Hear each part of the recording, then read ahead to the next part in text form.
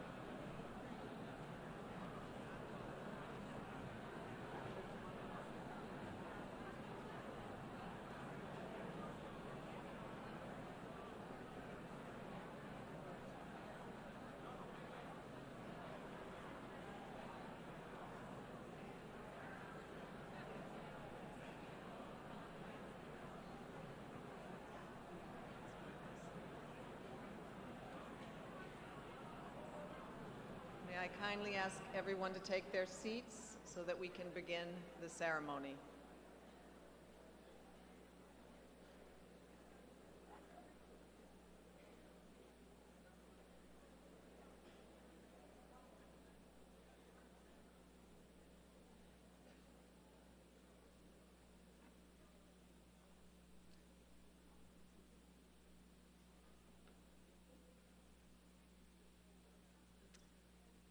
Mr. Antonio Guterres, Secretary General of the United Nations, Your Excellency, Mr. Itzhak Herzog, President of the State of Israel, Your Excellency, Mr. Philemon Young, President of the 79th Session of the General Assembly, Excellencies, Rabbi Autor Schneier, and all Holocaust survivors, Second World War veterans, friends and colleagues, it is my great honor to welcome you to the annual observance of the International Day of Commemoration in memory of the victims of the Holocaust. My name is Melissa Fleming, and I am the Under-Secretary General for Global Communications at the United Nations.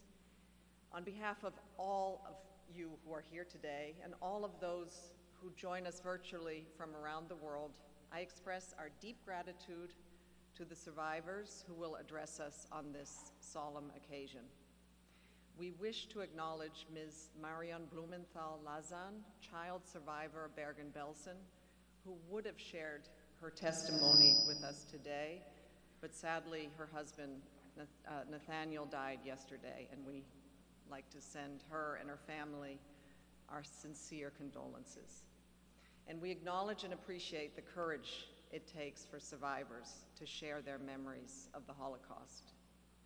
Dear guests, today marks 80 years since the liberation of Auschwitz-Birkenau, the largest Nazi death camp. The camp has come to stand as a symbol of the terrible history of the Holocaust, even as we understand that no single camp could contain the scale of the atrocities committed. Today, 80 years later, we commit to never forget those for whom there was no liberation. We remember the 6 million children, women, and men murdered by the Nazis and their racist collaborators simply because they were Jewish. We remember the 500,000 Roma and Sinti and those with disabilities murdered in the name of racism and eugenics. All those persecuted, imprisoned, killed through starvation and inhumane conditions in labor and prison camps. We remember them too. And may I now ask you to join me in a moment of silence and reflection in remembrance of the victims of the Holocaust. And could I kindly ask those who are able to please stand for this moment of silence.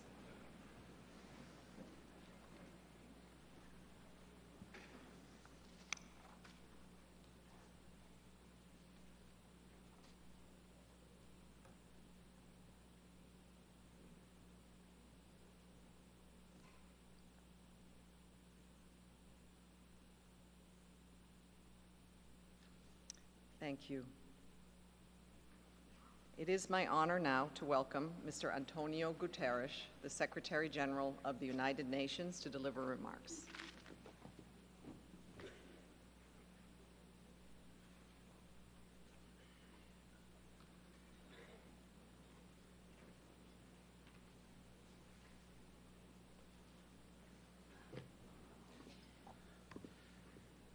President Itzhak Herzog, Excellencies, dear friends, it is an honor to be here with you. I'm humbled to have Holocaust survivors and their families with us today. And before we begin, I want to acknowledge that more than a year has passed since the appalling 7th of October terror attack by Hamas. We welcome at long last the ceasefire and hostage release deal. The deal offers hope as well as much needed relief. And we will do our utmost to ensure it leads to the release of all hostages.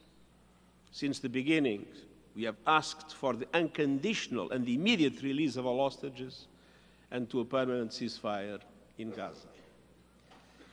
Dear friends, every year on this day, we come together to mark the liberation of Auschwitz-Birkenau. We mourn the 6 million Jews murdered by the Nazis and their collaborators as they sought to destroy an entire people.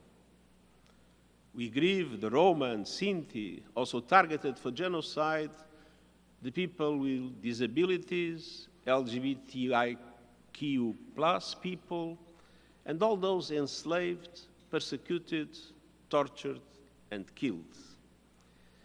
We stand alongside victims, survivors, and their families, and we renew our resolve never to forget the atrocities that so outraged the conscience of humankind, and never to forget their putrid foundations, millennia of anti-Semitic hate, manifest in marginalization, discrimination, expulsions, and murder.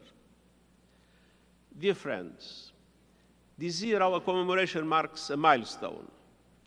80 years ago, the Holocaust ended, and our efforts began to keep the terrible truth alive, building on the work of those who chronicled Nazi atrocities as they were perpetrated around them and against them. The courage of survivors in telling their stories has played an enormous role, and we are deeply grateful to them all. But the responsibility belongs to every one of us. Remembrance is not only a moral act, remembrance is a call to action. To allow the Holocaust to fade from memory would dishonor the past and betray the future. The extraordinary Auschwitz survivor Primo Levi, who bore witness to all he had seen and endured, urged us to carve the knowledge into our hearts, and we must. To know the history of the Holocaust is to know the depths to which humanity can sink.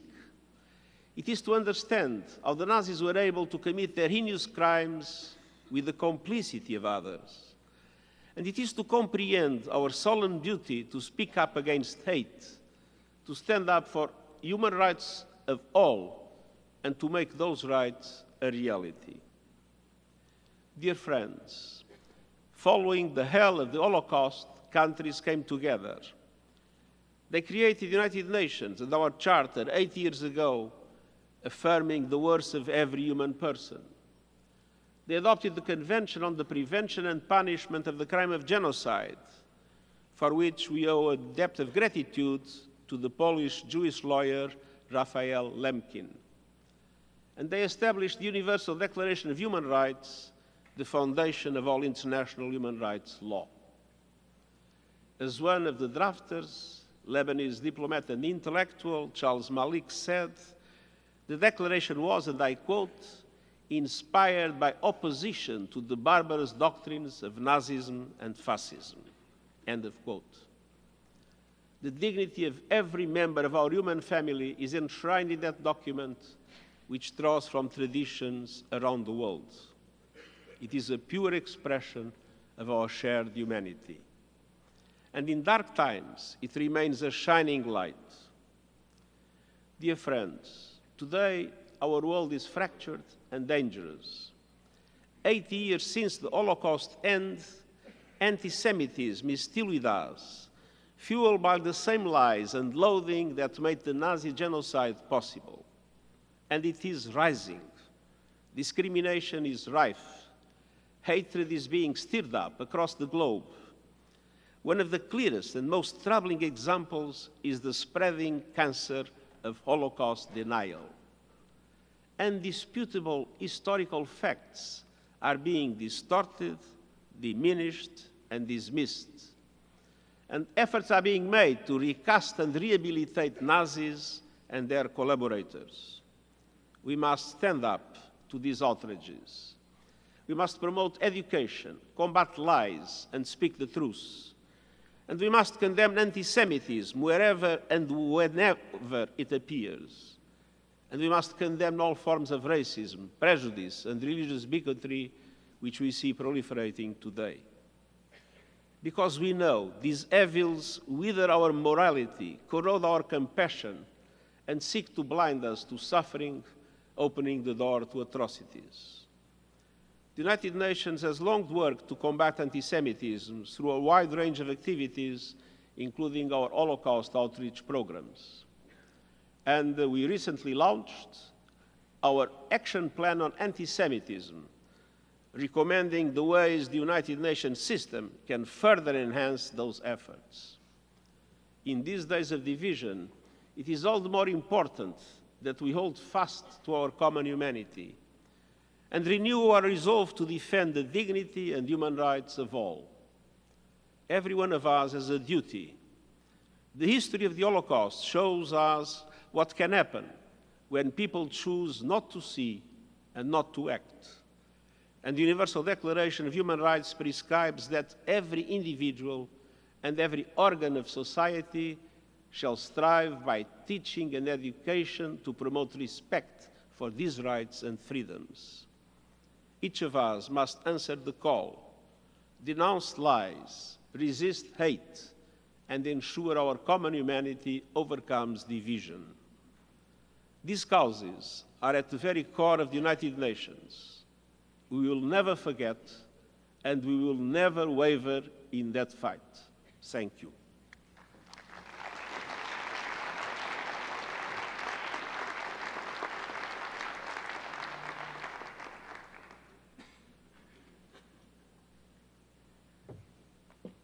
Thank you, Secretary General Guterres. And it is my honor now to invite His Excellency, Mr. Philemon Yang, President of the 79th session of the General Assembly, to deliver remarks. Your Excellency.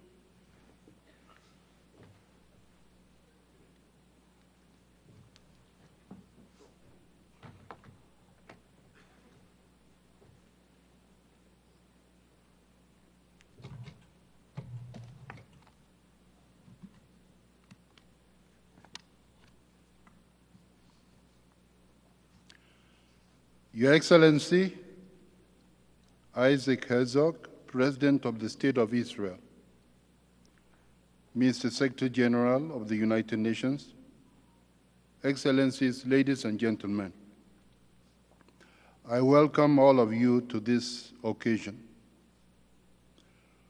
We gather here today on International Holocaust Remembrance Day to solemnly commemorate one of the darkest chapters in human history.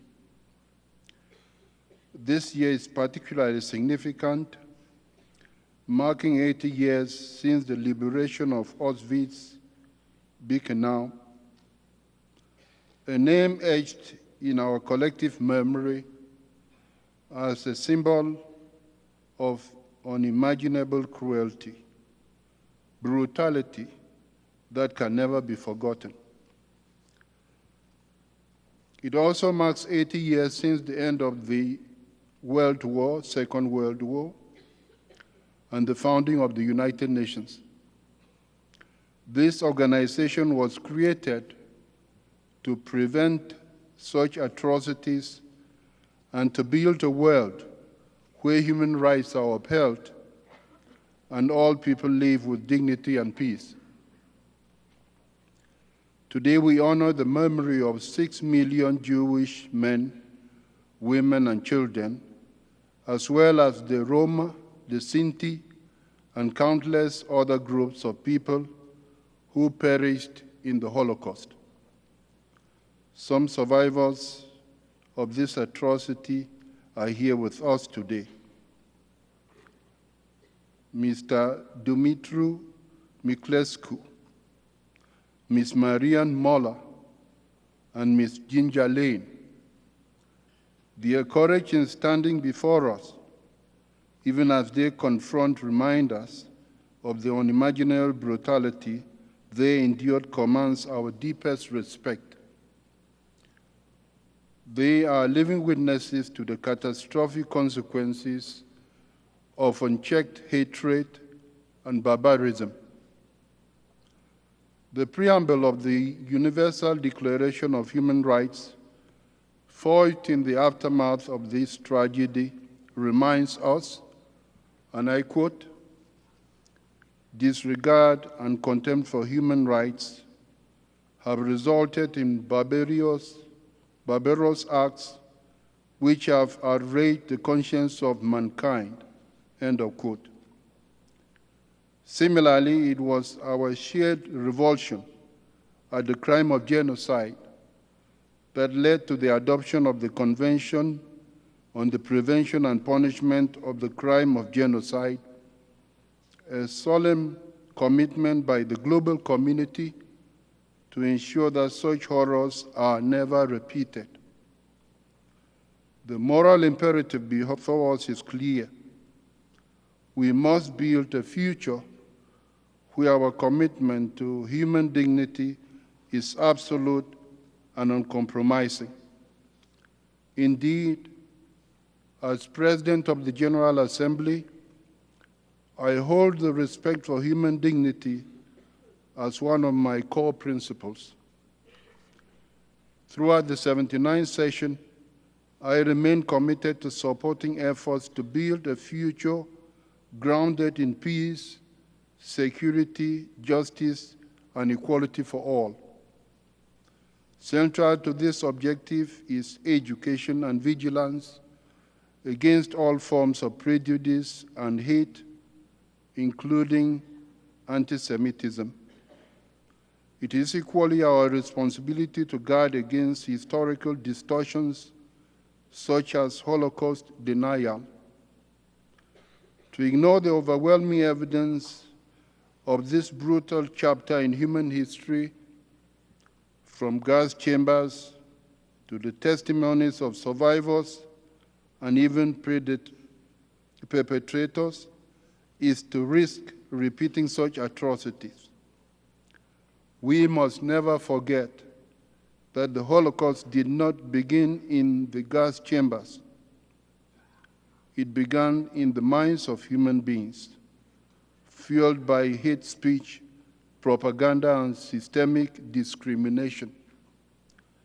It was the devastating result of allowing hatred and dehumanization to take root, fueled by indifference and apathy. It should alarm us deeply that today we are witnessing a resurgence of hate speech, anti-Semitism, xenophobia, and discrimination in all its forms across many parts of the world. Equally alarming is the number of armed conflicts in parts of the world which have been marked by inhuman brutality, massive killings of innocent civilians, including women and children, and an utter disregard for international law, including international humanitarian law. Such practices in war should not be tolerated and are warning signs that we are treading a dark and familiar path, the very path we swore to abandon with the solemn promise of never again. Never again. I reiterate that education and raising awareness about these atrocities remains our most powerful instrument against the tide of hatred. By fostering education, raising awareness, and promoting critical thinking and empathy, we equip future generations to recognize and reject the seeds of intolerance before they take root. The survivors of the Holocaust, with their courage and willingness to recount the unimaginable suffering they endured, play an indispensable role in this effort. In fact, no person can conquer the human spirit. Survivors remind us not only of the horrors they experienced, but also of the resilience of the human spirit and the importance of preserving memory as a shield against future crimes and genocides. We all share a global responsibility to build a culture of peace, tolerance, respect, and mutual understanding.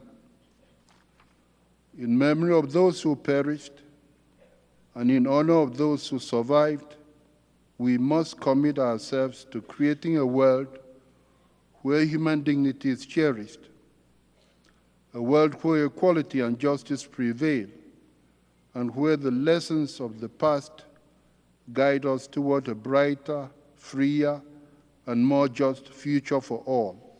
I thank you.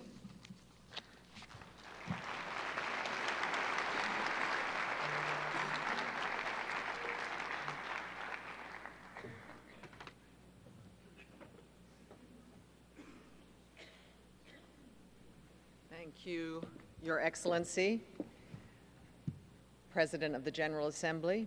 I would now like to invite His Excellency, Mr. Isaac Herzog, President of the State of Israel, to deliver remarks.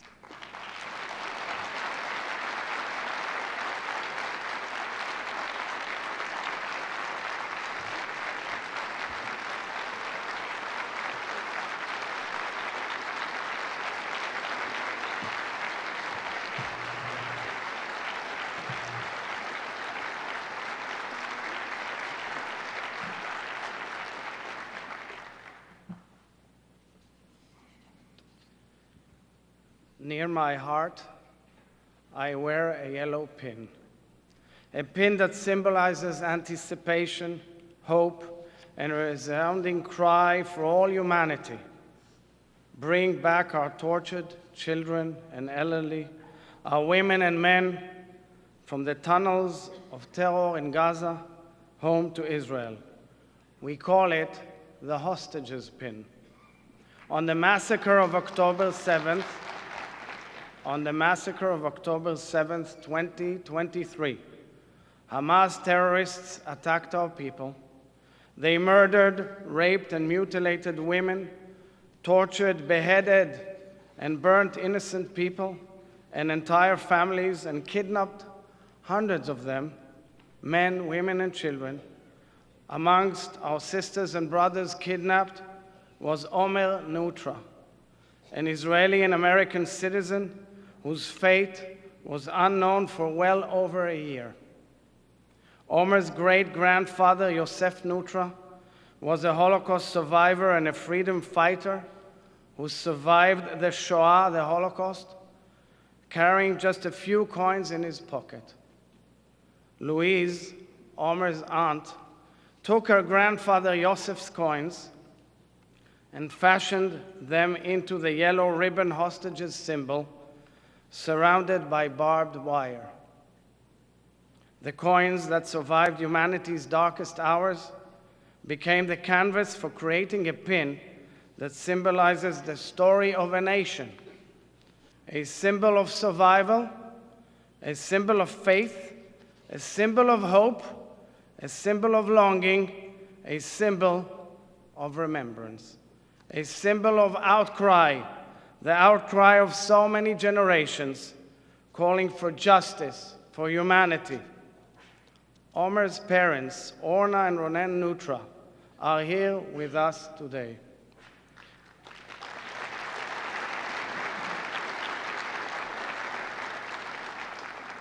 Like Ronen, Orna also comes from a family of Holocaust survivors. Her father, Simcha, is a living testimony to this day. For over 400 days, Ronen wore the pin on his lapel, hoping and praying for his son's return. A few weeks ago, the Nutra family received the devastating news. Captain Omer Nutra fell heroically in the Battle of October 7th. His body is being held by murderous terrorists in Gaza. I stand before you as president of a nation that is determined and proud, and yet anguished and incomplete. Although the Israeli people have been overcome with emotion, seeing 7 of our daughters at last emerge heroically from hell, still 90 Israelis and foreign nationals remain in Hamas captivity. We are anxiously waiting 6 more to be freed this week and awaiting all others.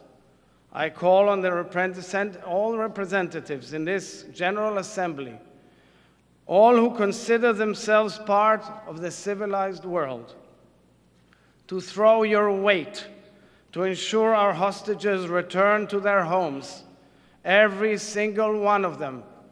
Bring them back home now.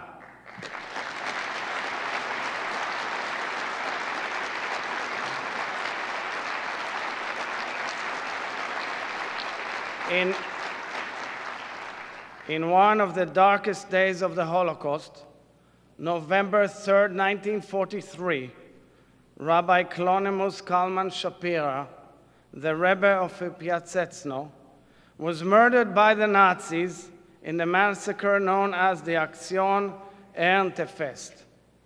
Shortly before his death, the Rebbe composed a special prayer for his people, for our people, the Jews, who were at the hands of the murderers, the Nazis, and their accomplices. Here at the United Nations General Assembly, as President of the Jewish Democratic State of Israel, I wish to recite this prayer for the urgent return of all our sisters and brothers who are held in brutal captivity by murderous terrorists. The hostages are enduring subhuman conditions without essential primary health care, without Red Cross visitations, without any compliance with international law, treaties, or agreements.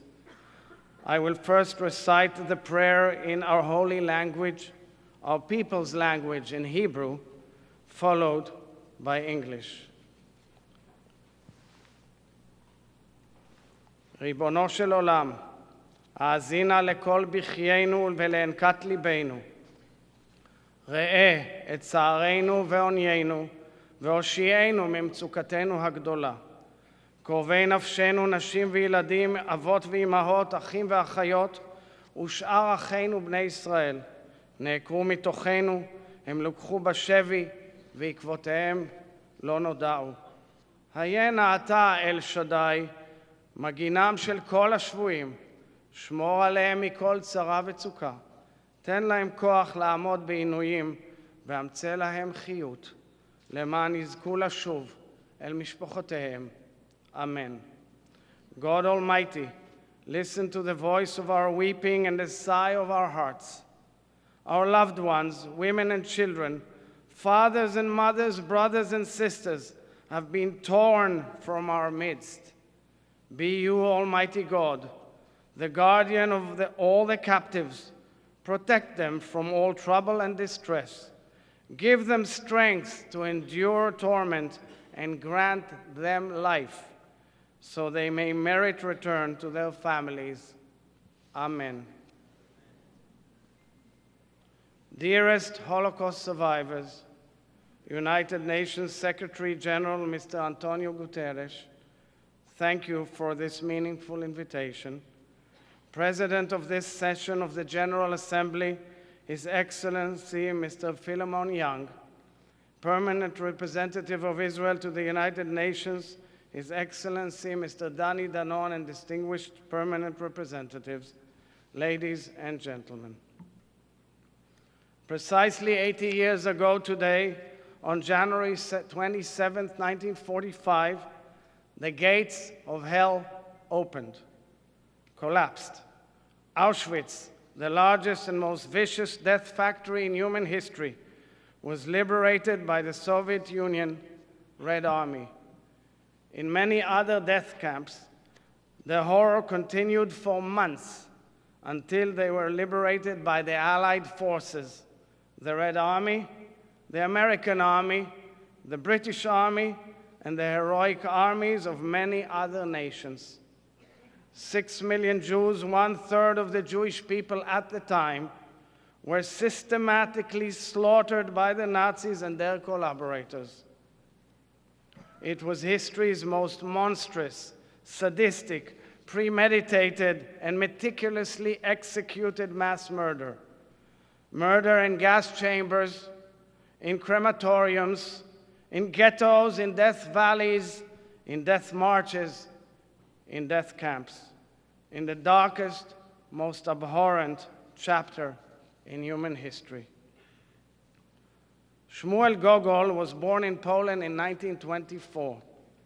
After arriving at the Warsaw orphanage run by the great Polish Jewish educator Janusz Korczak, Shmuel was given a small harmonica as a gift.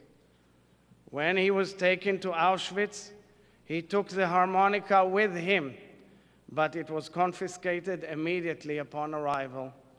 When Shmuel discovered that another prisoner had a harmonica, he gave up his bread rations to hold the instrument once again. And so, in the heart of darkness, between the cracks of fear and despair, the melody of an orphaned Jewish child's soul burst out, a melody that would not allow hope to fade. One day, a Nazi guard heard the melody of the harmonica. He ordered Shmuel to participate in the Auschwitz Death Orchestra, to play music while Jews were marched to their horrific death in the gas chambers. When my cousins marched to their death in front of me, Gogol recounted, I closed my eyes and said, enough, I cannot look anymore. There in those moments he vowed, if he survived, he would dedicate his life to teaching music to children. From the darkest and cruelest of hours emerged a message of hope and determination to revive the melody of life. Shmuel immigrated to Israel and taught harmonica for many years. He returned to Auschwitz in 1990 on an emotional journey alongside pupils from the harmonica orchestra he established in Israel and played there for the first time with his eyes open. There is a well-known Hebrew phrase, את המנגינה הזאת אי אפשר להפסיק. This melody cannot be stopped. The wail of the harmonica, the melody Gogol played in the Holocaust, became the melody of Jewish rebirth and survival. The sound of horror, grief, and death became, through the courage of many, including the survivors of the Holocaust, sounds of building, of life, of faith, of hope, the sounds of the State of Israel. Sounds of eyes wide open of a nation rising from dust and devastation, a nation continuing to live with all its beauty and strength, the nation of Israel. Tragically, in November 2023, just a few weeks after the October 7th massacre, Shmuel Gogol's great-grandson, IDF Captain Asaf Mastel, fell in a heroic battle in the Gaza Strip. He died defending Israeli citizens of all faiths and beliefs and fighting against terror in its darkest and most barbaric form. The story of heroism, the story of fighting to live, of justice and humanity, of the eternity of the Jewish people, carries on from generation to generation. Ladies and gentlemen, the Holocaust was the single most catastrophic disaster in the history of our people and the history of all humanity. Yet, from this unthinkable wreckage emerged a voice resounding throughout the family of nations, a voice calling for repair, healing, and building together, a voice that led to the founding of the United Nations and the international courts and to the establishment of the State of Israel, an act supported by the family of nations, an act of historical justice. I am privileged that a relative of mine took part in these foundational processes. Sir Hirsch Lauterpacht, the uncle of my mother Ora, was a proud Jew whose family perished in the Holocaust. He served on the team that prosecuted the Nuremberg trials against Nazi leaders and officials who plotted and executed the greatest genocide in the history of humankind, the genocide of the Jewish people, the Shoah. Professor Lauterpacht helped establish the International Court of Justice, later serving on its bench as a judge.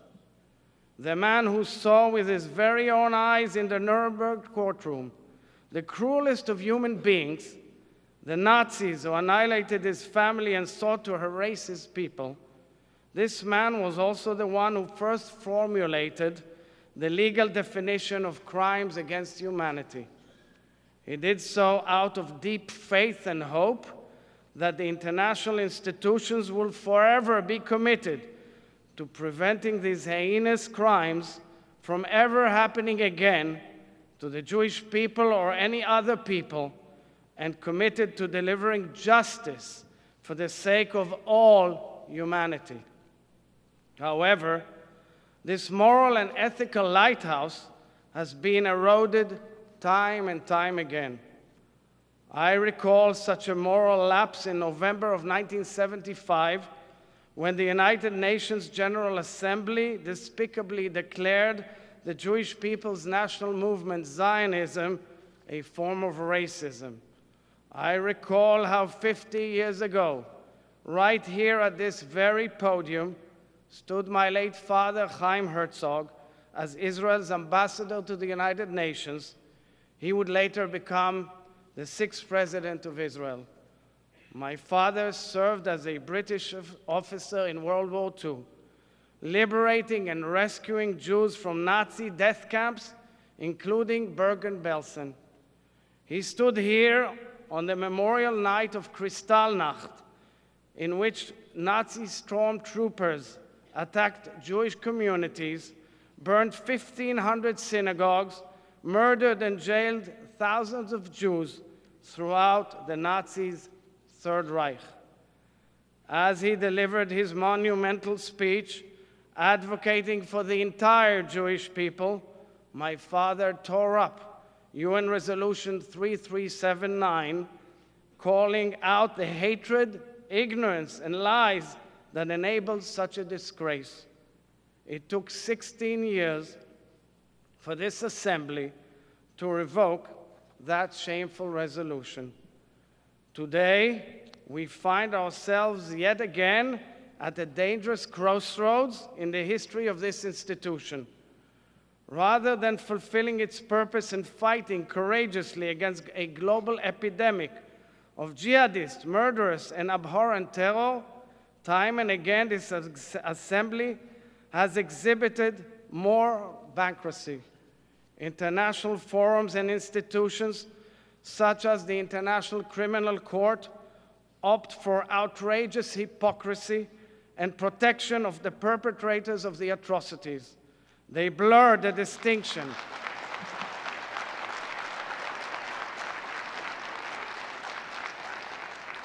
They blur the distinction between good and evil, creating a distorted symmetry between the victim and the murderous monster. I ask you, how is this possible? How is it possible that international institutions, which began as an anti-Nazi alliance, are allowing anti-Semitic genocidal doctrines to flourish uninterrupted in the wake of the largest massacre of Jews since World War II? How is it possible that the moral compass of so many in the family of nations has become so disoriented that they no longer recognize the clear truth that just as terrorists use civilians as human shields, they also weaponize the international institutions, undermining the most basic fundamental reason for their establishment? How is it possible that the same institutions established in the wake of the greatest genocide in history, the Holocaust, are manipulating the definition of genocide for the sole purpose of attacking Israel and the Jewish people, doing so by embracing the despicable phenomena of Holocaust inversion? I want to be clear. We know for a fact, based on evidence, that the October 7th terrorists drew inspiration from Hitler and the Nazis and acted with all their cruelty to destroy our nation of Israel and its citizens. But the issue, ladies and gentlemen, is much deeper and reaches far beyond the October 7th massacre. We have all witnessed a huge volcano of anti-Semitism erupt following the massacre. This alarming reality was also reflected in the important report the United Nations just published about anti-Semitism. This is an urgent wake-up call to all humanity. Anti-Semitism, savagery, cruelty, and racism are still thriving on our planet. They are thriving because far too many states represented here Do not confront them. Do not unanimously condemn them. Do not fight against them. Even more outrageous is a UN member state, Iran, explicitly scheming and acting to destroy a fellow UN member state, the State of Israel. Iran's fanatical leadership turned its country into a hub of anti-Semitism, hatred, and terror. It is developing weapons of mass destruction aimed at annihilating the only, and one and only, national home of the Jewish people, born out of the ashes of the Holocaust. The world cannot continue turning a blind eye to the global threat posed by Iran, both directly and through its proxies, and to the danger represented by jihadist terrorism.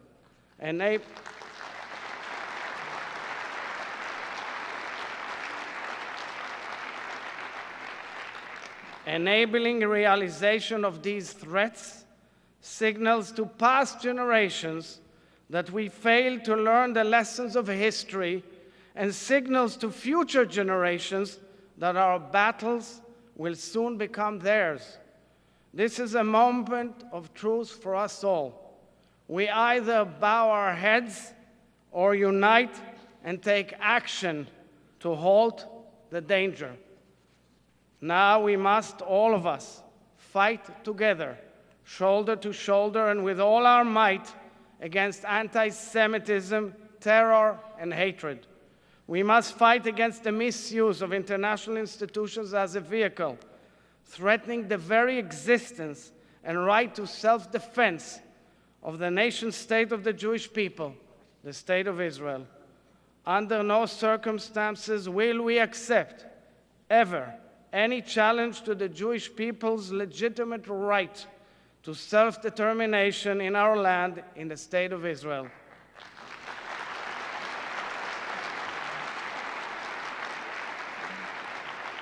It is time to acknowledge challenging our right to exist is not diplomacy, it is plain anti-Semitism.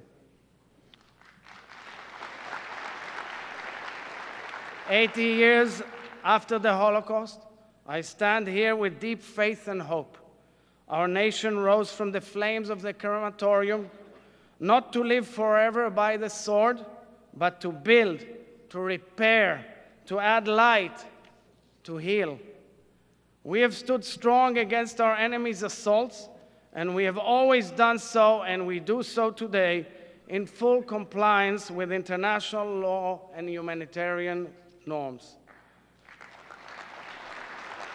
And no less important, we have forged alliances and peace treaties that have transformed the Middle East, and I pray for the day we will achieve peace with more and more nations in our region, and that all peoples of the Middle East, Israelis, Palestinians, and all others will live peacefully side by side.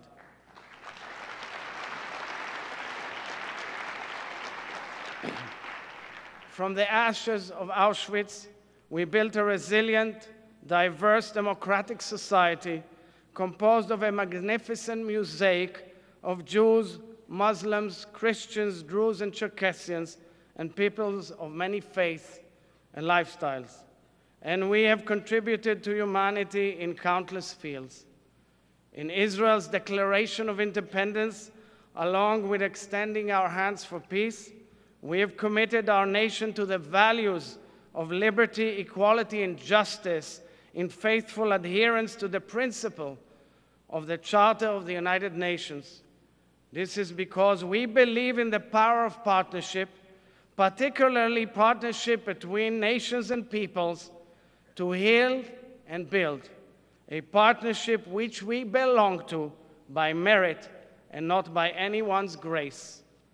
On this historic day, we must commit to joining hands to defeat darkness and hatred and work together to ensure building of a shared future.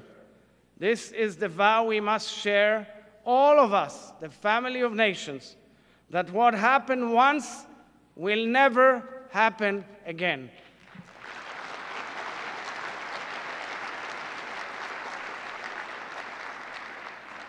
ladies and gentlemen, 94-year-old Eva Arben defeated death 3 times. As a child in the Theresienstadt ghetto, as a young girl who marched in the horrific death march in Auschwitz, and this year as a citizen of Israel, under a barrage of thousands of rockets from Gaza to Israel on her city, Ashkelon. This terror attack took her back 80 years, but Eva refused to leave her home. As she said to me just a few days ago, articulating profound words of faith, and I quote, "If I knew that tomorrow was the end of the world, I would plant a tree today. I would plant it with tears, but I would plant it and plant a tree." In the spirit of Eva, in the spirit of all heroic Holocaust survivors, including those who are with us today, we will remember the past, hold onto life, and never give up. We will continue planting tree after tree, today and tomorrow, trees of life, of future, of hope. Trees that symbolize fervent faith in the human spirit, triumphing over darkness in spite of it all. I know the journey may be long, but I'm full of hope. Hope about us, about our partnership, and about the days yet to come.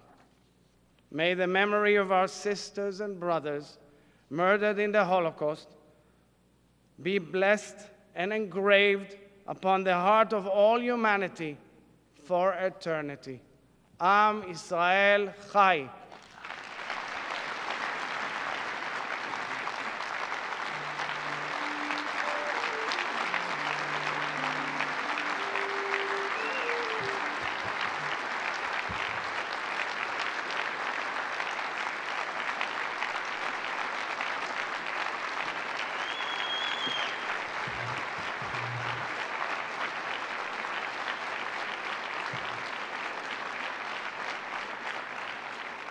Thank you, Mr. President. I would now like to invite Her Excellency, Ambassador Dorothy Shea, Charge d'Affaires ad interim of the United States to the United Nations, to deliver her remarks.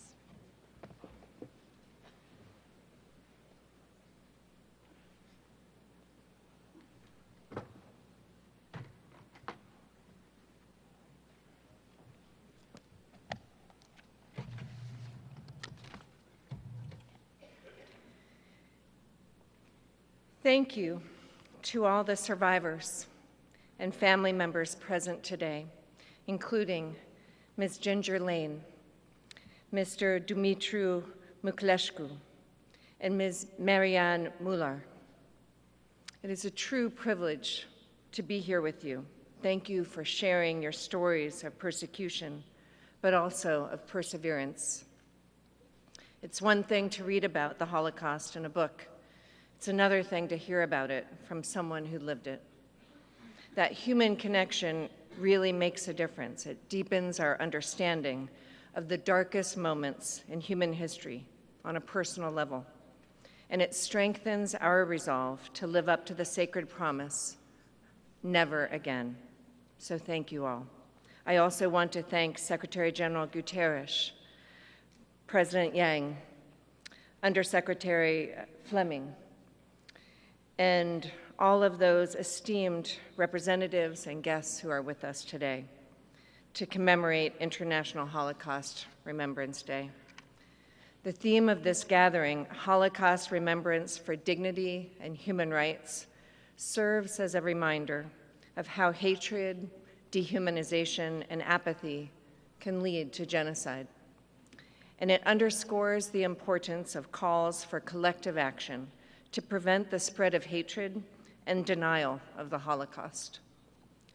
2025, as we have heard, marks the 80th anniversary of the end of World War II and the liberation of the Nazi concentration and death camps that were some of the main sites of the genocide of 6 million Jews, known as the Holocaust.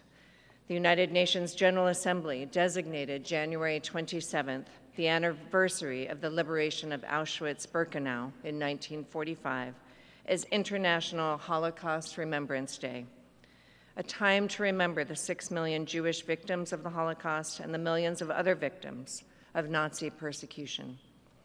We are here today to recognize the importance of commemorating this day and the extraordinary courage of the victims and survivors of the Holocaust.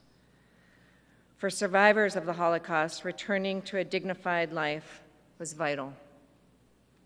Every day we have a moral obligation to honor that struggle, to honor the victims, learn from the survivors, and carry forth the lessons of the century's most heinous crime. We are continually and painfully reminded that hate doesn't go away. It only hides. And it falls to each of us to speak out against the resurgence of anti-Semitism and ensure that bigotry and hate receive no safe harbor. At home and around the world, we must promote dignity and human rights in the face of the continuing scourge of anti-Semitism. Unfortunately, despite these efforts, today we see the rise of anti-Semitism and other forms of hatred globally. Holocaust denial and distortion are also on the rise. They are a form of anti-Semitism and are often coupled with xenophobia. History shows, as hatred directed at Jews rises, violence and attacks on the foundations of democracy are not far behind. It is vital that we confront this problem at this moment. The Anti-Defamation League, ADL, recently released Global 100 survey highlights, which highlight significant trends and areas of concern regarding anti-Semitic attributes worldwide. It was conducted in 103 countries and territories. According to this survey, 46% of adults harbor elevated levels of anti-Semitic sentiment. This represents an estimated 2.2 billion people worldwide, marking the highest level since the ADL began tracking these trends over a decade ago. The data also highlights a troubling increase in anti-Semitic attitudes among younger demographics, with significant implications for future societal dynamics. Holocaust distortion is now 13 percentage points more prevalent than Holocaust denialism. Although the survey has no specific data on the exact cause of this, ADL experts believe that social media and new malicious variations of mis- and disinformation are playing a major role in Holocaust distortion. Despite these alarming statistics, the results also show global acknowledgement of anti-Semitism as a pressing issue, with the majority recognizing it as a serious problem. This presents a crucial opportunity for governmental action and policy intervention to combat these biases effectively. We urge the endorsement and implementation of the global guidelines for countering anti-Semitism, already embraced by scores of nations and organizations, as an essential step toward mitigating the scourge of global anti-Semitism. The United States also embraces the International Holocaust Remembrance Alliance's working definition of anti-Semitism, inclusive of its examples. As a founding member of the 35-member International Holocaust Remembrance Alliance, we encourage the IHRA's recommendations for teaching and learning about the Holocaust. The challenge now lies in putting these guidelines into practice. The UN must demonstrate its full commitment to its human rights mandate and take concrete steps that will lead to tangible progress. Together, we can make a difference. Together, we can stamp out hate. Atrocities like the Holocaust don't just happen. They are allowed to happen. It is up to us to stop them. Never again. I thank you.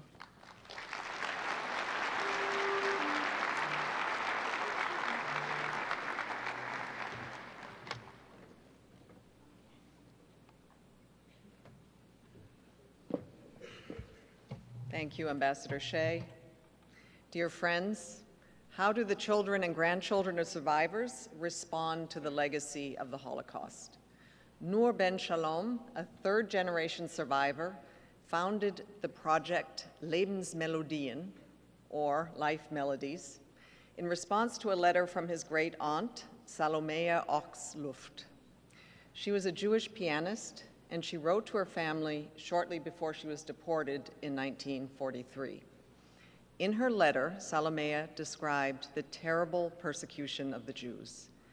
Knowing that she would not survive the Holocaust, she begged her relatives to avenge her death. Nur ben Shalom struggled to respond to this plea. Then he realized he could honor Salomea's call as a musician. He would make known the music that gave comfort to Jewish people in the face of approaching death. The Lebensmelodien Project ensemble comprises renowned classical musicians. A well-known actor is invited to narrate the story of each piece. And today we're pleased to have the award-winning actor, Ms. Tova Feldschuh, join the Lebensmelodien Project ensemble as the narrator. We invite her now to open the first presentation by the Lebensmelodien Project ensemble, Chad Gadya, composed by Shmuel Blaz. Thank you, Ms. Feldschuh, and the Lebensmelodien Project.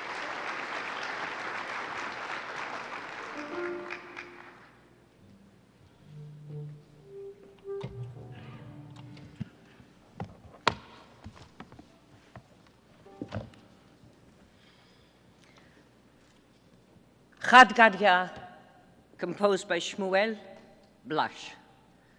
Shmuel Blaz served as the chief cantor of the great Eger Synagogue in Eger, Hungary. He and his wife, Rivka Blaz, were known for their warm hospitality, welcoming travelers of all backgrounds, regardless of color or religion, to their Shabbat table. But even the city's bishop was a regular guest and often requested that Shmuel compose musical pieces for his church services at the Basilica of Eger. When the Nazis occupied Hungary, they desecrated the Eger synagogue, converting it into a horse stable. The Blaz family was forcibly sent to the ghetto and later deported to Auschwitz-Birkenau on June the 8th, 1944. From their large and their close-knit family, only 5 of their children survived the Holocaust and later immigrated to the United States of America and to Israel, and happily, many of them are here today. During the war, Shmuel Blaz was drafted into the Hungarian labor service, and at the same time, a young man in his 30s, Shmuel Lazarovich, was also drafted into the Hungarian labor service. And these 2 men ended up working side by side. Shmuel Blaz taught his new friend, Lazarovich, an original composition of his, a Hungarian version of the song, Chad Gadya, Chad Gadya, a famous tune from the Haggadah sung at the Passover Seder. One of these 2 Shmuels jotted down the melodic line on a piece of paper, thereby preserving Blaz's melody. When Lazarovich briefly returned to his village of Hedges on leave, he left the page in a side cabinet in his home. In March of 1944, the German army invaded Hungary, and many Hungarian Jews, of course, perished, including Shmuel Blaz. Lazarovich himself was deported to Dachau. But in 1945, after the war, Lazarovich returned to Hedges, where the villagers joyfully welcomed him. He rushed to discover the fate of his home. The wooden cabinet in which he had left various ritual objects had remained intact, and also in that cabinet was a Passover Haggadah with a yellowed piece of paper inserted humbly between its pages. It was the Hungarian version of Chad Gadya, composed by his friend Shmuel Blaz.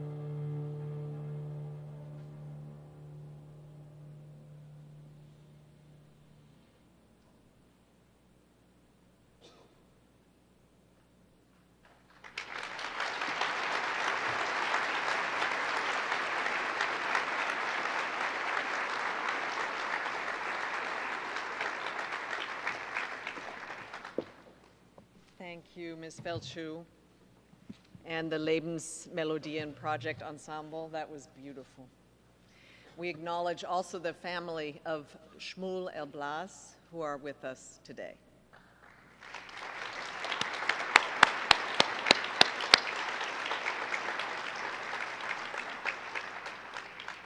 Dear friends, the Roma suffered greatly during the Holocaust. The Nazis murdered a quarter of Europe's Roma and Sinti population. The same prejudice that fueled the Nazis' discrimination and violence persisted after the Holocaust ended, and shamefully, it took decades before the devastating impact of Nazi rule on the Roma communities was officially recognized. Denial and distortion of historical facts continues. Listening to the stories of survivors counters this, and we're honored to invite Mr. Dumitru Muklescu, who, at the age of 91, has flown from Bucharest, Hungary, to be with us today. He is supported by his great niece, Ms. Isabel Taibiraj. Thank you very much, Mr. Muklescu.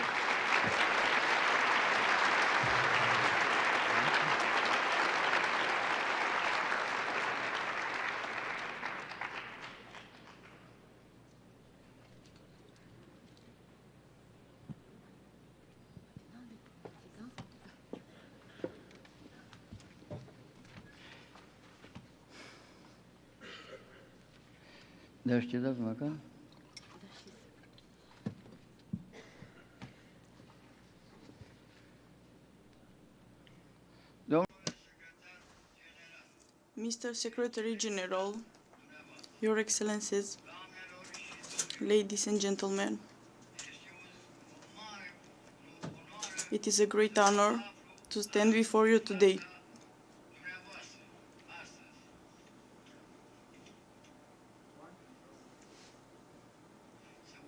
To speak here at the United Nations is something I never imagined I would do.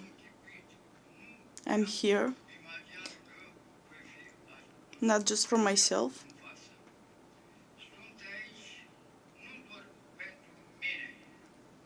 but for all the Roma who suffered during the Holocaust and did not have the chance to be heard.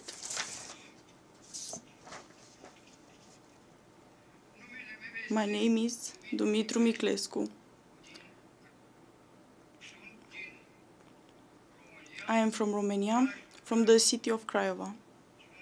I am Roma and I am a survivor of the terror camps in Transnistria.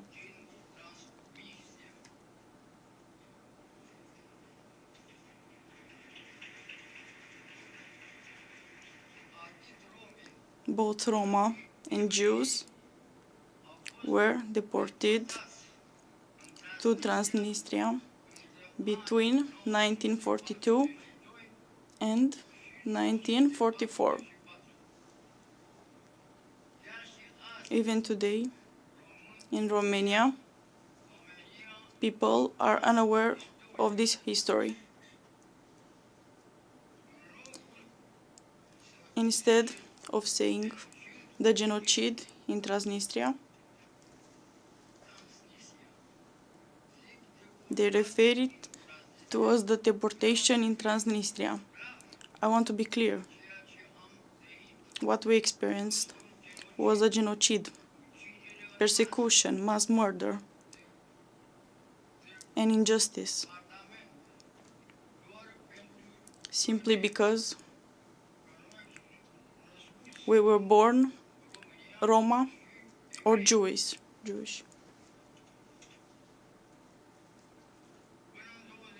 Up to 5,000 Roma were deported and more than 11,000 were killed. I was born in March 1934, as my mother told me. The authorities did not register my birth until 1938, when they gathered our names to prepare for the deportations.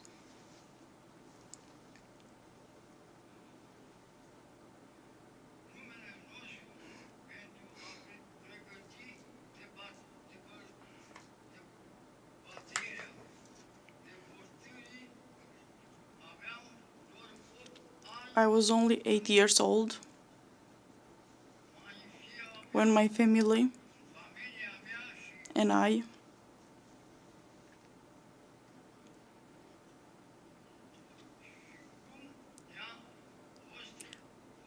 were forced into trains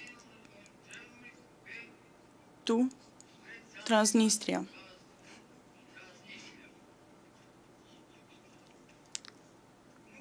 I will never forget those moments when we were guaranteed into the trains. Many people died on the trains before we even arrived.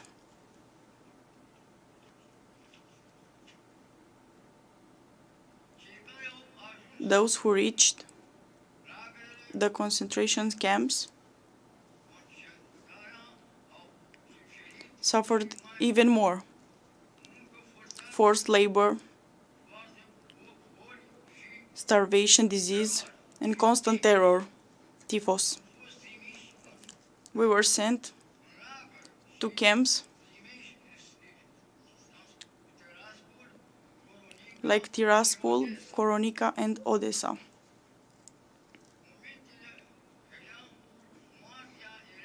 Death was a daily presence. I saw my mother, my sister, and 2 of my brothers die.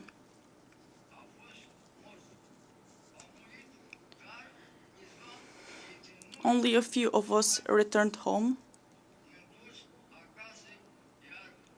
and when we did,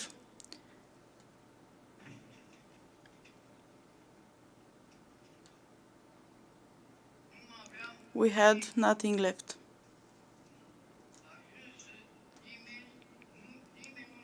No one helped us return or recover. No one acknowledged our suffering, our homes, our land, our dignity. Everything was taken from us.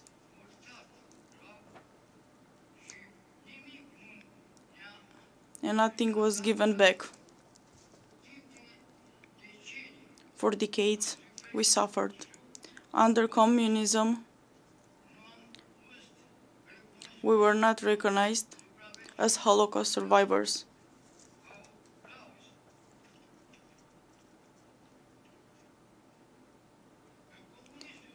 Under communism and after communism, Roma continued to suffer violence and injustice. In 1992, many Roma from Romania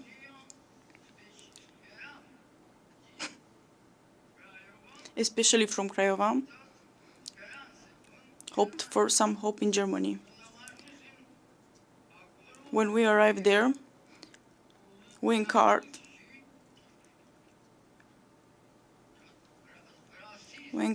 hate and racism.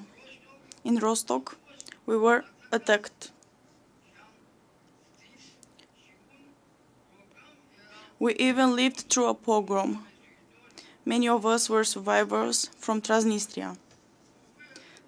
The German government did not offer us protection. Instead, it deported us back to Romania. Today, I stand before you as a Holocaust survivor, but also as a witness to the ongoing suffering of my people. Many Roma communities still face poverty, racism, and violence. I'm here today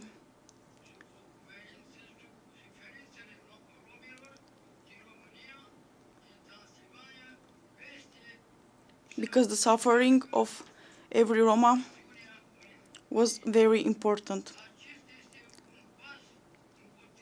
This is a step, an important step toward recognizing our history.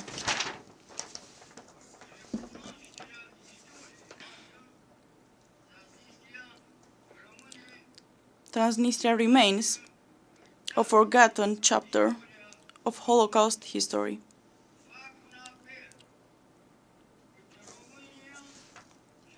I call on Romania and all countries to include the history of the Roma as a part of our common national history in national museums. Allow me to say to all the young people listening to my story, I ask you to learn about your history.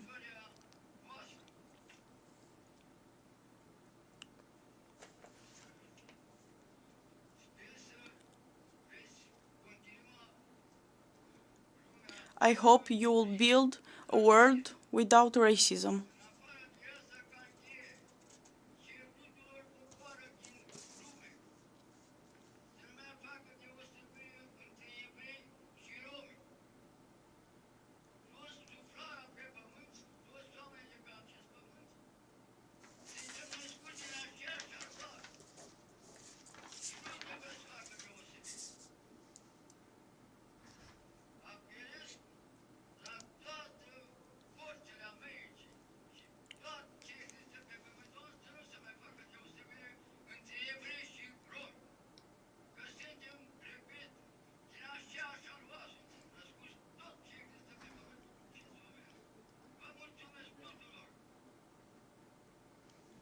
Thank you all.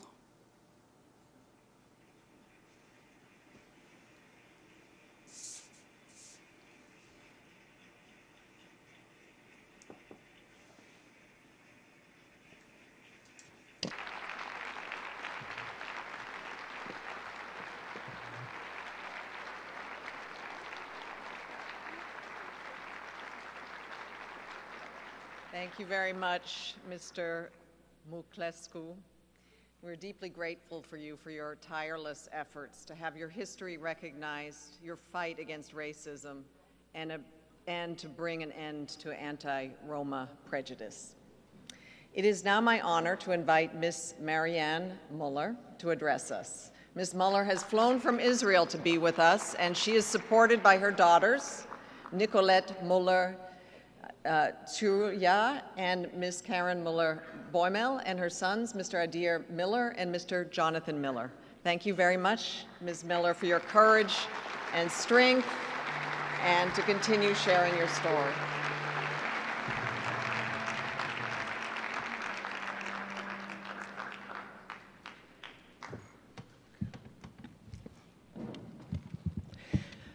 Good morning. My name is Marianne Miller, and I am a Holocaust survivor. I was born into the Holocaust. I was just a baby, but I can still say in first name, I have been there. It didn't happen in the dark Middle Ages. It happened only 80 years ago. 1944, Budapest. A long march of mothers with their babies in their arms in a freezing cold night in December.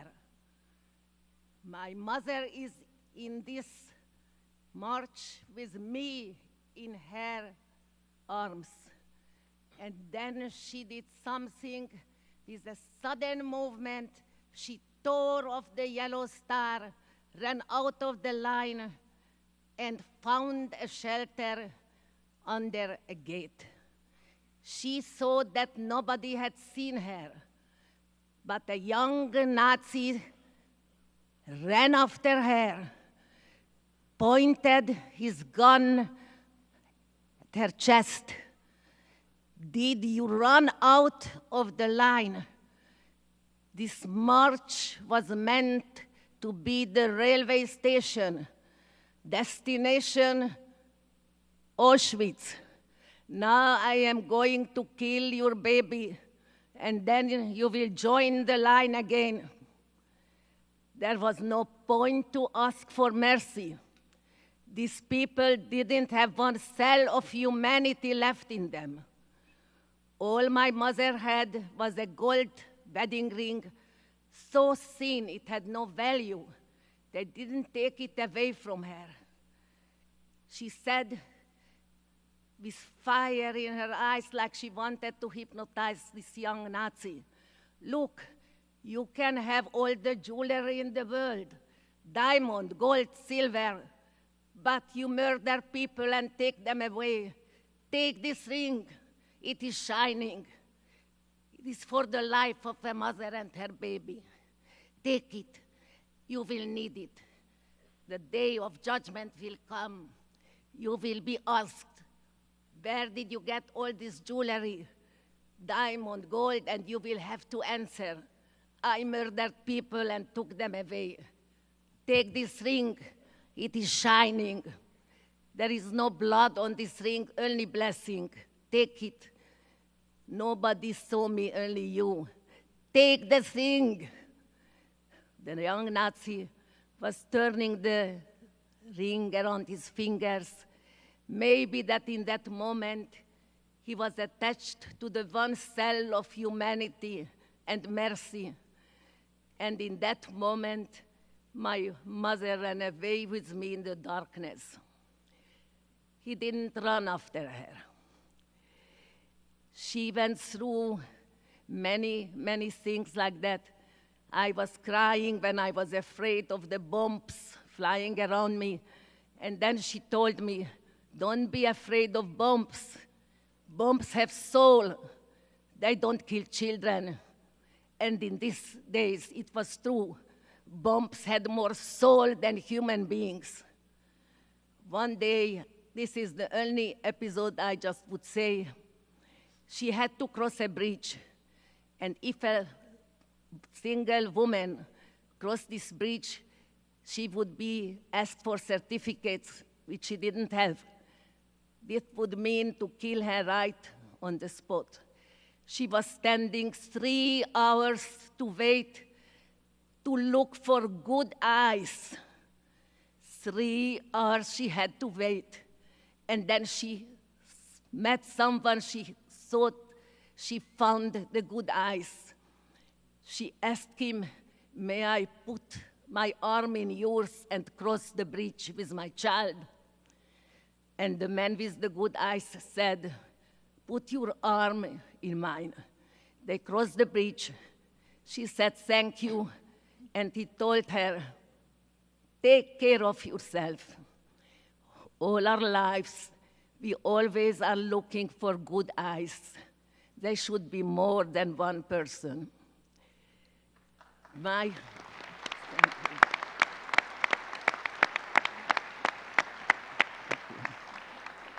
My father was in the famous, most horrible camp, hunger camp.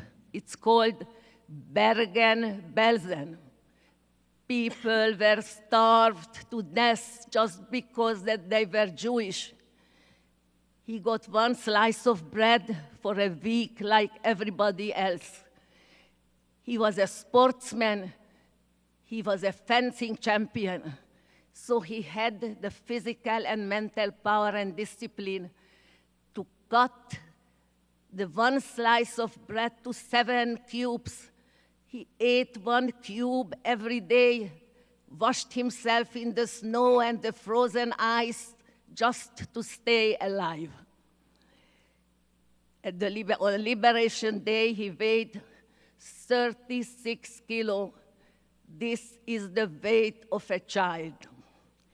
Most of my family, my mother's sister, my father's only sister, my little nephew, little cousin, 13 years old, that if he had lived, he would have been a worldwide known poet, were all shot into the Danube. My mother always said, the Danube, everybody says so nice and blue. For me, it is red. From the blood of my sister. I lost my husband 2 months ago. He was also a holiday victim. He was born in Czechoslovakia. He and his parents were taken to the camp of Theresienstadt. He was there from the age of 4 till the age of 8. His father was taken to Auschwitz. His baby brother was born there.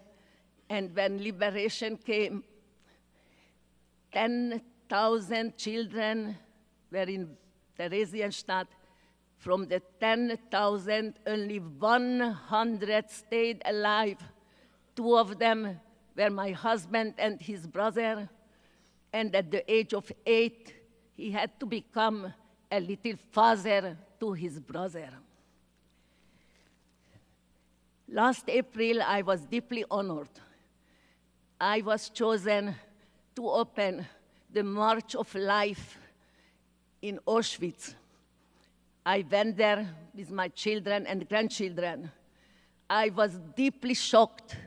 I couldn't sleep for weeks to see there the mountains of shoes, the mountains of human hair, the mountains of eyeglasses. 6 million people. I don't need to say one more word, no story, just 6 million people that were brutally tortured, beaten up, killed, just because they were Jewish, just because they were born Jewish. All of them and each of them had a life. Each of them had a family. Each of them had a story. Each of them had a dream. I couldn't sleep for weeks because I never forgot these pictures of the mountains of shoes, eyeglasses, of hair that became from people. I came here accompanied by my 4 children and my grandchildren. For me, this is my personal answer to Hitler. I lost my father at relevantly young because he got an illness in Bergen-Belsen, but my mother stayed with us. The heroine helped me to raise my children, and when she died, we were all around her, and I felt that God sent a beautiful carriage in the colors of pink, white, blue, and silver, with 6 white horses that they took her to heaven. And she's there to guard us because mothers don't leave. They just change address. And I want to say a message to the world. I came here with a long flight to represent the 6 million people that they don't have a voice and don't have a life. And also, I may represent a very weak sector of society. They are getting sicker, more ill, more weak. The remaining Holocaust survivors that are dying out day by day. And I again say, the most horrible thing in the Holocaust is that it didn't happen in the Middle Ages, but happened only 8 years ago, and people are still alive to tell and witness. The story was true. This unbelievable story was true. I have a message, and that's why I came. I want to tell the world that God has created mankind not to hate, but to love. Rule the world with love and not hate. Hatred is terrible. And find the goodness, find the good eyes. You can always change the world for a better one. And I want to ask forgiveness of the 6 million that can't be here, and remember all of us that this thing should never, never happen again, because God didn't create us to hate. Mankind has been given only a few decades, a few times 10 years to live. Don't waste it on hatred. Help other people, if I may say to the world with good eyes and good heart, who have heart and children, help us to bring our hostages back. Please do it. And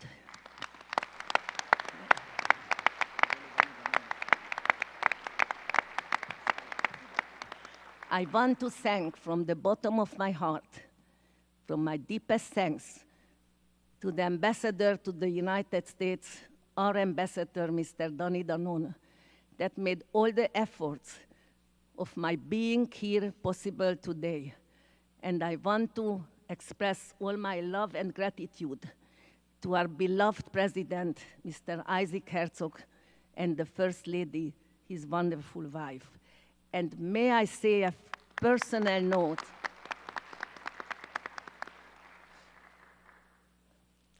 Personal note, my mother helped to raise my children, and they loved her so much that she lived as a queen, not economically, but in the love she got.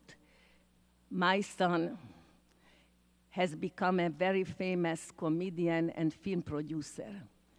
And just now, he made a movie to the memory of his grandmother, and the movie is called The Ring, also the memory to remind the people the Holocaust. And the end of the movie ends, he as a child embraces his grandmother, and it says, to the memory of my beloved grandmother, Mrs. Violetta Nobel. And here I want to tell you, thanks to the United Nations and its secretary, thanks to you that you remember and keep this day so holy every day, every year, the liberation of the camp of Auschwitz, November 27. Thank you so much to be here and to listen to me. Thank you.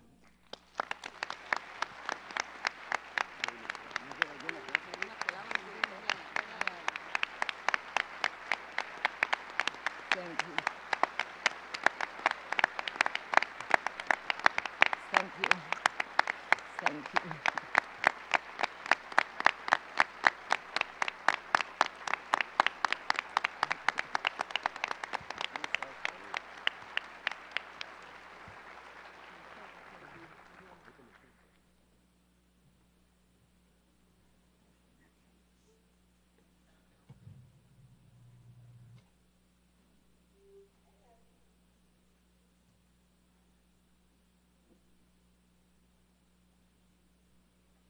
Thank you very much, Ms. Mueller, for your courage and your strength and for that most moving personal account of your story.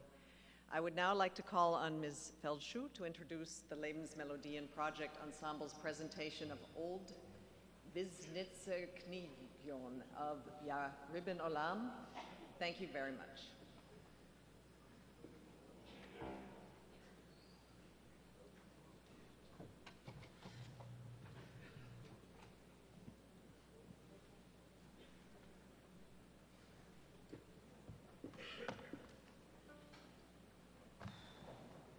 Mr. Mialesko and Ms. Mueller, you pierce our hearts. God bless you. Ooh, Mamma mia.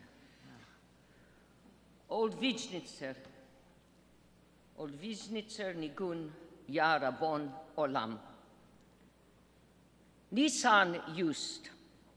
I'm going to wait. Let me wait till she's seated.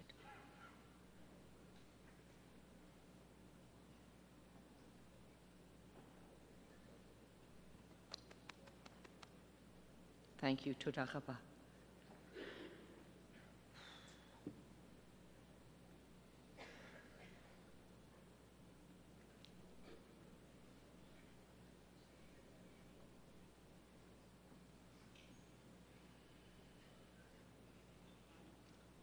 Good. Nisan Yust was born in 1876 in the town of Zhikov, Poland. He had a fine singing voice and would lead the Sabbath and the Jewish holiday prayers in the town's synagogue. The story is told that a Hasidic rabbi of Vizhnitz, he was Ukrainian, Rabbi Yisrael Hager, on a visit to Zhikov, heard Yust in the synagogue, and he was extremely impressed by him, to the point that Rabbi Hagar invited Yust to move to his synagogue in Transylvania. Yust did, and he quickly became the head cantor in that synagogue. As such, Yust began to write his own liturgical compositions. So moving were his pieces that Jews from other towns would come especially to hear the nigunim sung at that synagogue. With the Nazi occupation of Hungary, Nisan Yust, like all the Jews of his town, was interred in a ghetto, and in 1944 was deported to Auschwitz-Birkenau, where he was murdered. According to survivors, however, the nigunim of the ghetto were sung in that camp, lighting up the Jewish soul, if only for a moment, in the midst of all the unspeakable horror.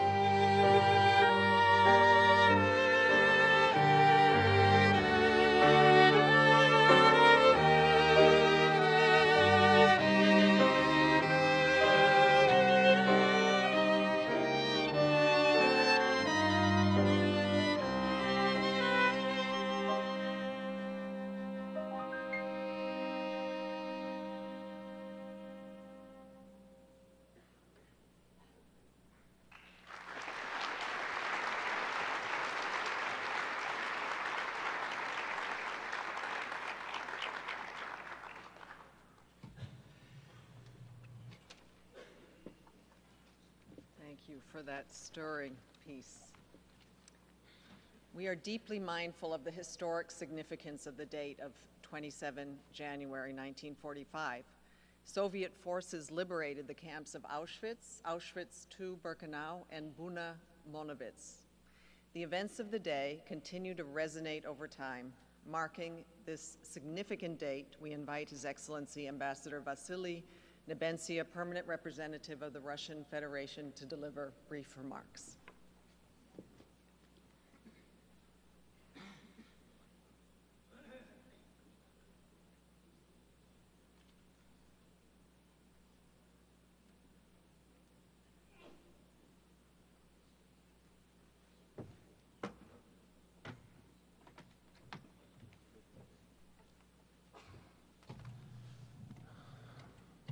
I will speak in Russian.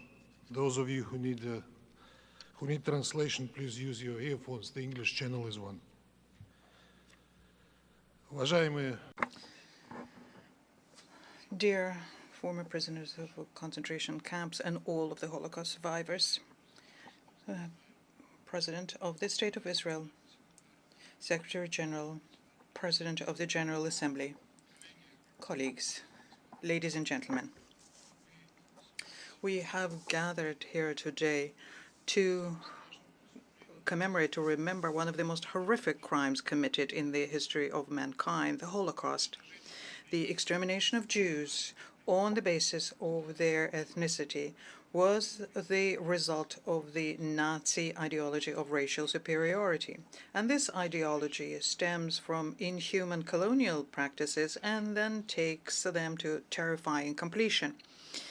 We commemorate the victims of the Holocaust today on the 27th of January, on the day when the largest death camp, Auschwitz-Birkenau, Oświęcim in Polish, where at least 1 million Jews had been exterminated, was liberated by the Red Army, which played a key role in stopping the relentless machine of human annihilation. In this death camp, prisoners, including newborn children, were exterminated in gas chambers using the Cyclone B gas, the gas which had first been tested on Soviet prisoners of war. In the Auschwitz camp system, however, people were not only slaughtered, they were commercially exploited, and not just by the Nazis, who extracted gold teeth and cut the hair of their victims, but also by large German companies. For example, Auschwitz III camp was essentially a branch of the chemical conglomerate IG Farben. No aviation or artillery was used to liberate the camp. 231 Soviet rank-and-file soldiers and officers gave their lives for the freedom of the Auschwitz prisoners. The soldiers were accompanied by Soviet doctors who had experience in treating the emaciated by hunger people from the besieged Leningrad. And it is today, on the 27th of January, is the date when you remember the 81st anniversary of the lifting of the siege of Leningrad. More than 4,500 prisoners of Auschwitz in the very first hours and days of their liberation were given medical assistance, and this included Otto Frank, the father of the famous Anne Frank. A cavalier of 2 orders of the Red Star and a medical service sergeant, Maria Karakosova, recalled that the eyes of the emaciated people with blackened skin shone with happiness because they saw that their liberation had come and they were finally free. A platoon commander, Lieutenant Vasily Gromadsky, recalled that the liberated prisoners cried and hugged us and told us that millions of people had been exterminated here. He wrote, "I still recall that they told us that 12 railroad cars filled with baby strollers alone were sent from Auschwitz, and they showed us the crematorium chimney and said that people were burned there." Eva Moses Kor, a Romanian Jew who survived experiments in the Auschwitz concentration camp, in her autobiographical book called Surviving the Angels of Death described the liberation days as follows. On the morning of January 27th, for the first time in many weeks, it was completely silent. We hoped that this was the liberation we had hoped for, but we had no idea what it would mean for us. Then, at around 3 or 4 p.m., a woman ran out to the front of the barracks and started screaming, "We're free! We're free! We're free!" We are free? What did she mean? We wondered. We all ran to the doorway, and I stood on the top step, and huge snowflakes were falling on me. I could not see anything beyond a few feet in front of me. The snow had fallen all day, and the dirty gray of Auschwitz was now covered in a white blanket of snow. "Don't you see something's coming?" asked one of the older girls. And then I saw them. About 20 feet away from us, we saw Soviet soldiers emerging through the snow, approaching us in almost completely snow-covered uniforms. And they silently waded through the crispy snow towards us. As they came closer, they looked at us like they were smiling. Were those smirks or smiles? I tried to find out, then peered closely and saw that they were indeed smiling with real smiles. Joy and hope then welled up inside of us. We were finally safe and we were free. Crying and laughing, we ran up to the soldiers, hugging them. A shout rose from the crowd, "We are free! We are free!" There was laughter mixed in with tears, and this was a sound of celebration. The soldiers themselves could not hold back the tears and laughter and hold us back. They gave us cookies and chocolates, and these were the most delicious cookies and chocolates in the world, and that became for us the taste of freedom. End of quote. And I am certain that children who took the sweets then from the hands of Soviet soldiers could not imagine that a few decades later the decisive role of the Soviet army in the victory over Nazism and in putting an end to the Holocaust would start to be questioned.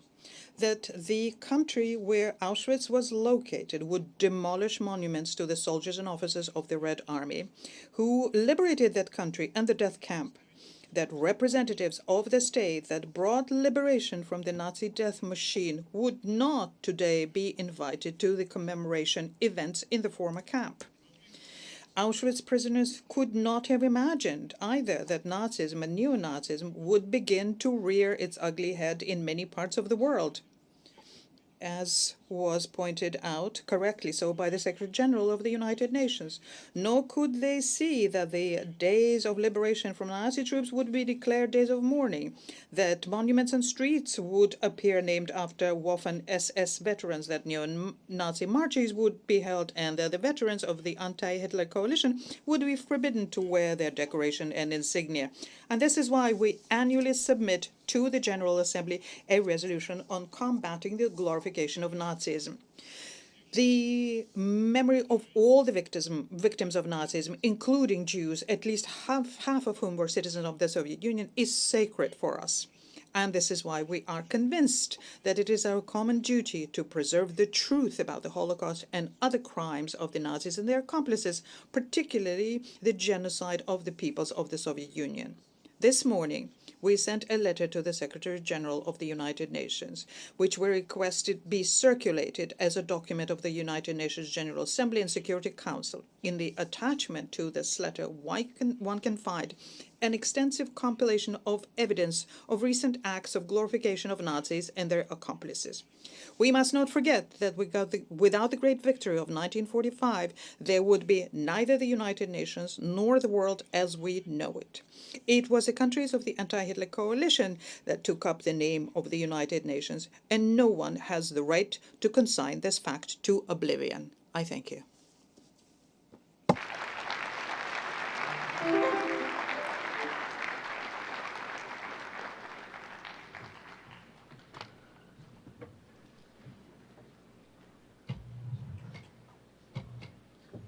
Thank you, Ambassador Nemencia. Dear friends, the Holocaust devastated communities across Europe and had a profound impact. We now call on His Excellency Ambassador Stavros Lambrinidis, Head of Delegation of the European Union to the United Nations, to deliver remarks.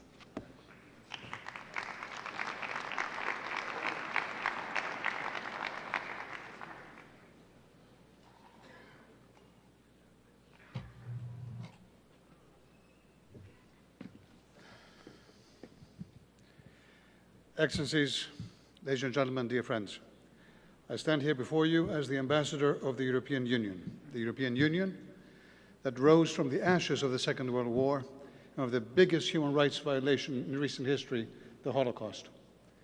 By choosing to unite at the heels of that horror, we pledged above all else never to allow ourselves either the desire or the means to ever again perpetrate such atrocities. In memory of the victims, we joined forces to make such moral and material self-destruction unthinkable in Europe or anywhere else in the world. To turn an unprecedented labor of hate into a labor of love. Even today, 80 years to the day since its liberation, the name Auschwitz-Birkenau is shorthand for one of the darkest periods of human history, a monument to that hate. On behalf of the European Union, I honor the survivors we heard from today. You are our connection with all the lives, the loves, the dreams interrupted there, of all those whose bodies may have perished in the Holocaust, but whose memory is everlasting. Jewish people in the millions, but also all others vilified and murdered simply because of who they were or what they believed in. Friends, as wartime memories fade and first-hand testimony becomes ever more precious, we are all called upon to be guardians of that memory. This means standing together against Holocaust denial, disinformation, conspiracy theories, distorted versions of history, including modern history, and above all, the repeat of such violence, such aggression, such inhumanity, such lawlessness in our world today. It also means working every day to keep fighting anti-Semitism and all other types of insidious discrimination in our own societies and around the world. This collective memory should be a spur to action to defend those universal human rights in their entirety as our shared inheritance. Because one big lesson of the Holocaust is that silence is complicity, and it is also dangerous for each and every one of us. We are all expendable when it comes to the whims of authoritarianism. In the words of Pastor Niemöller, then they came for the trade unionists, and I did not speak out because I was not a trade unionist. Then they came for the Jews, and I did not speak out because I was not a Jew. Then they came for me, and there was no one left to speak out for me. The great Nelson Mandela put it differently, but no less powerfully. No one is born hating one another, he said. People must learn to hate. And if they can learn to hate, then they can be taught to love. We are proud to be here with you today to keep this memory alive. And let us hope that commemorations like this one can teach us day by day more and more how to love. Or, as Ms. Mueller put it, maybe teach us how to recognize and maybe to become ourselves those kind eyes. Thank you.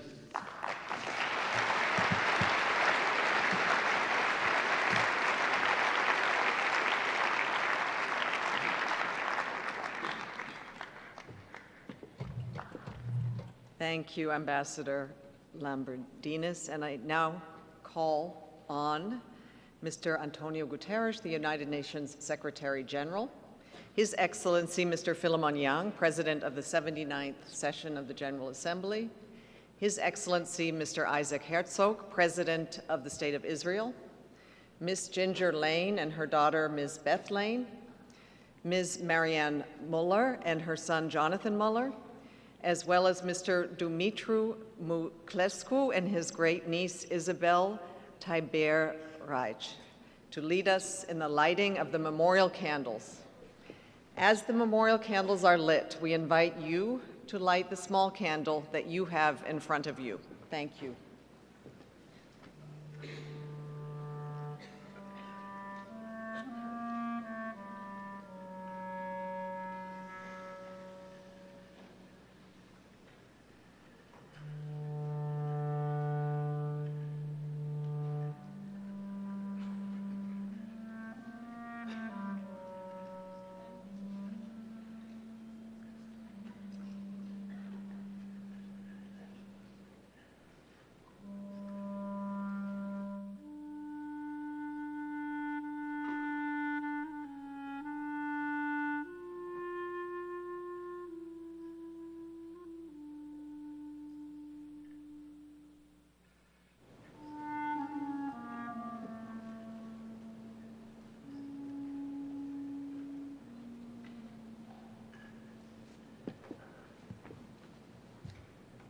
Thank you. I will now ask our guests to kindly make their way back to their seats. And while you're doing that, I would like to welcome Cantor Eric S. Freeman from the Yeshiva University, who will recite the memorial prayers. And I ask all of you who can to please stand and rise. Thank you.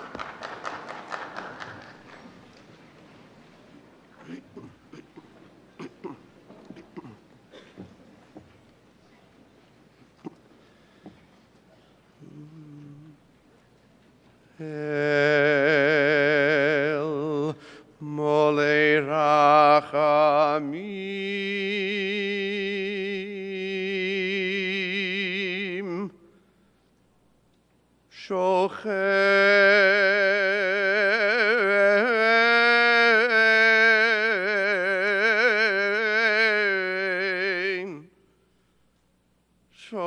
Shochein Bameromim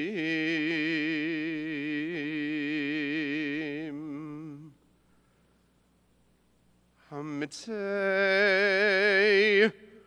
Minuchanechana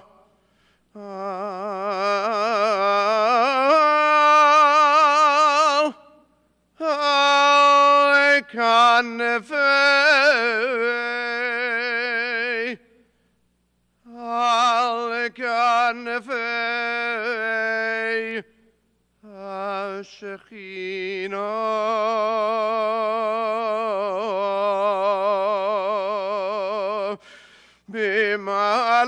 Bimalos Kedoshim Uteharim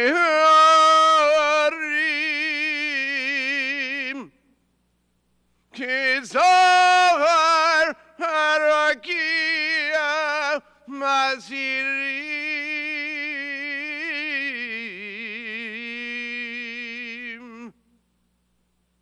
Lenishmos Sheishes Millionei Yehudim Chalelei HaShoah b'Europa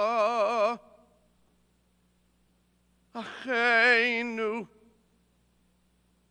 Yachiuseinu Anashim Nashim v'taf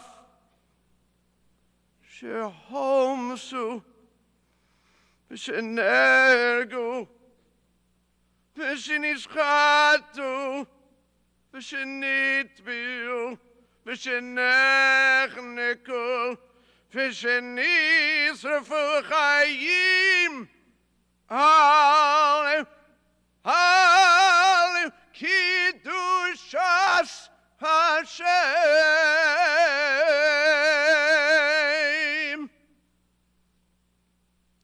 Auschwitz, Birkenau, Majdanek, Treblinka, Sobibor, Ufshar, Machanos Amoves, Machanos Harikuz, Veagetos Beropa, Al Yedei Atzorim, Hanatsim, Biozrehem, Pavur, Pavur, Shekol Amayehudi, Miumos Olam, Mizbalen Livim, Lilui, Nishmoseihem, Began Eden, Tei Menuchasom, Lochein Balarachamim, Yastireim, Besezer of the Olamim, Vitzror Achayim, Es Nishmoseihem, Adonai, Hu Nachalosom, V'yonuchu v'shalom al mishkevoseihem, v'nomar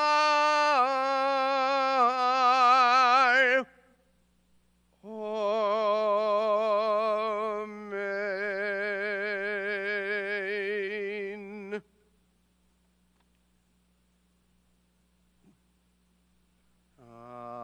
Ani mamin, ani mamin, ani mamin,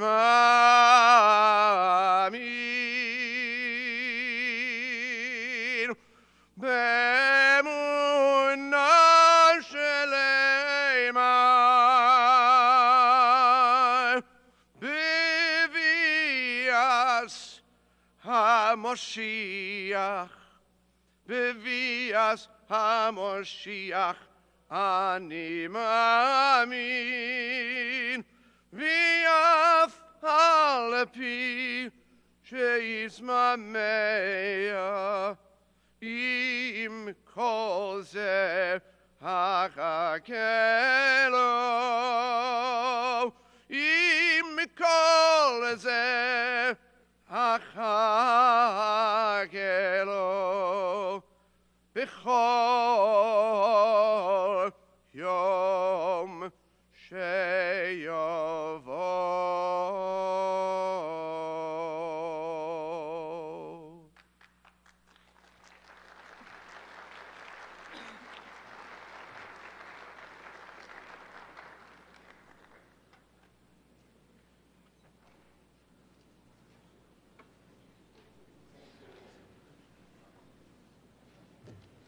Thank you, Cantor Freeman. And as we come to the close of our observance today, we turn one last time to Ms. Feldschuh, the Lebensmelodien Project Ensemble for the last dance.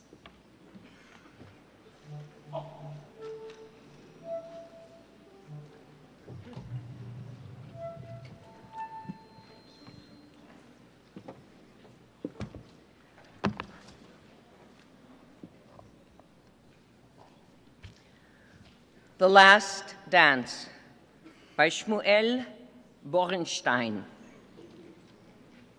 It is my final stop, Auschwitz.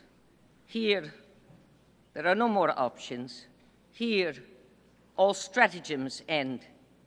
Here, the reckoning begins. Here, all is taken away. And here, I stand in an open field, robbed, despoiled, degraded, with nothing left in this world. May the earth of Auschwitz open and swallow me alive, I pray in my heart. And with a sudden gust, a storm erupts deep inside my soul, jolting me out of my torpor, and I begin to dance. I dance naked. I dance from within my shame. I dance silently. Only my legs are lifted. My hands, they stretch. They stretch toward the heavens. My eyes are closed, but in my mind, an inner flame is kindled. Believe me, this is not some made-up story. It was a dance that may have gone unnoticed in the mad chaos of Auschwitz. It was a dance of someone who had nothing left and was therefore completely filled with the passion of sublime communion with the divine.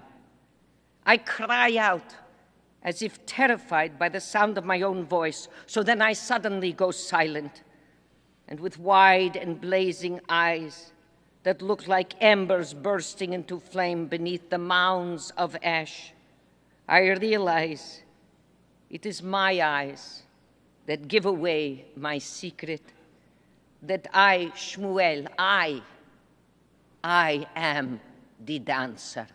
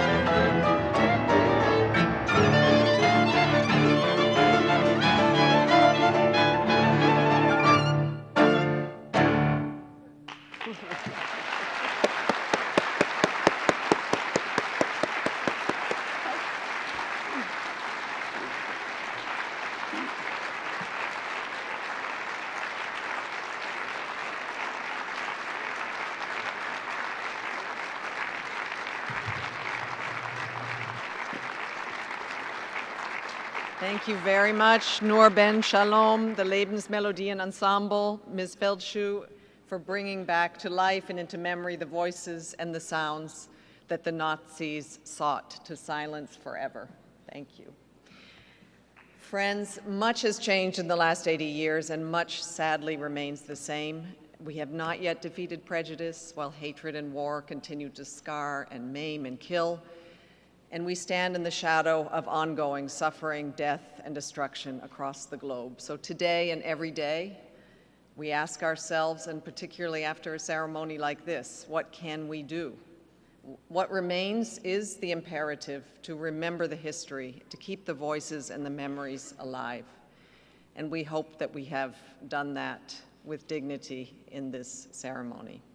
We will end our observance with a pledge to those who were murdered and those who survived to continue to tell the history. We will never forget. We will remember, and we will work together and do all that we can to build a world that is just, in which all live in peace and in dignity. Thank you for joining us today. May I please kindly ask you to remain in your seats until the dignitaries and the survivors have left the hall. Thank you so much for joining us, and be well.